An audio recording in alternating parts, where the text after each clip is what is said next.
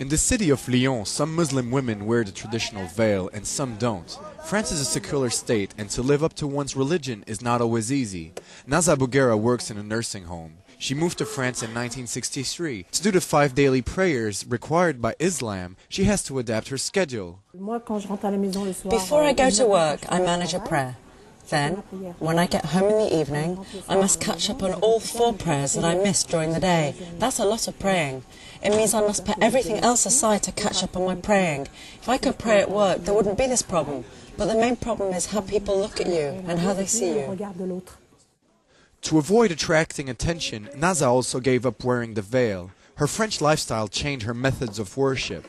For some other people, however, it's the opposite. Salima was raised in a typical French family. She converted to Islam when she was 14 years old, and she's one of the rare veiled women willing to comment on the way Muslim women live in France. She would like to wear her veil to work as a civil servant, but she can't. I think the law is quite restrictive, considering the fact that we live in a country that allows freedom of religion and all types of freedom. The law doesn't let us fully express our identity.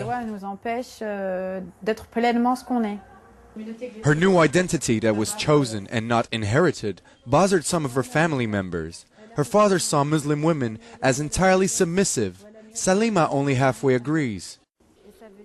We are only ever submissive to God. We aren't under the command of a husband, a father or a brother, as some might think. There is a big difference in between culture and cult. Salima says she's free, but some men use religion to dominate their wives and women in general. Marie-Martine Chambard fights this type of abuse through her organization, Women Against Integralism. There is a problem when discriminations occur. We live in a society that doesn't discriminate women from men, a society that doesn't give women a certain role because they are women, and that doesn't give men a certain role because they are men. Each does what they can, depending on their competence and capacities. So there's a problem when women feel discriminated, and they want out. When someone assigns them a role they don't want, and we all know that leads to tragedy.